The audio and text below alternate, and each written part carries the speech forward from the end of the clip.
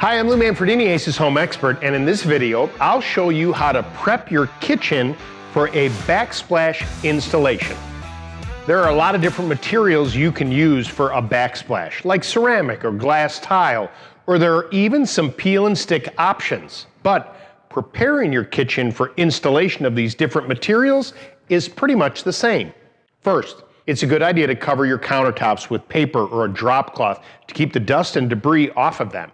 You want the surface you're adhering your backsplash to be smooth. An uneven surface will make it harder to adhere the new tile. Now in this kitchen, we removed a ceramic tile backsplash, and as you can see, it's really not smooth. Use a putty knife to scrape away any pieces of mortar or glue that was left behind when you removed the old backsplash. Once you have the old mortar scraped away, start layering on the spackle to smooth out the surface. This will cover any holes you may have patched or any fine particles left behind from the scraping process. Layer on the spackle until the wall is smooth and allow it to dry. And then you're ready to start installing your new tile. Coming up next, I'll show you how to install a glass tile backsplash.